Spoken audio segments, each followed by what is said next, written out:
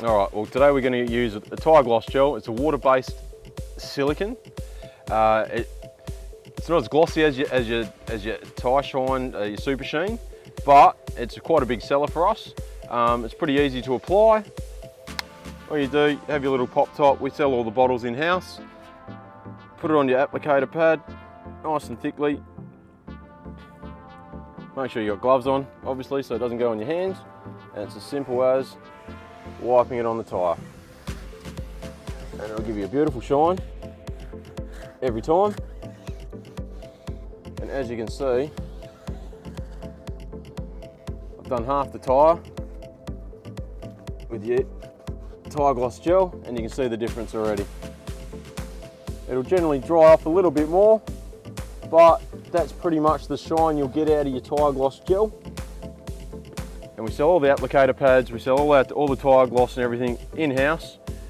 We label everything as well for OH&S. So that's pretty much your Tyre gloss gel in a nutshell. I'll then go to the Super Sheen, which is a complete silicone base, which is just a spray on.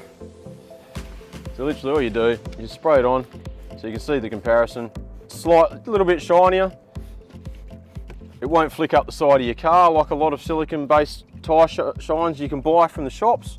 It's been designed to not flick off the car. So that's our Super Sheen. All right, so we've got our Easy Sheen. It's water-based, so like I said, it's perfect for your white walls, perfect for panel shops as well, because you cannot have a silicone around your panel shops because it gives you fish eyes in your paint, and no panel beater likes silicone around anywhere. So the Easy Sheen's perfect for all that. So we'll just give you a quick demonstration. On half the wheel, so you can see what it's like.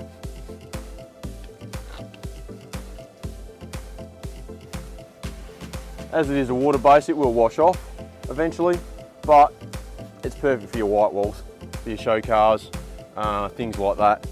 Panel shops love the product because once they've finished with doing all their panel work, they can give the car a wash with their GTI, clean up the wheels, and they can use an Easy Sheen.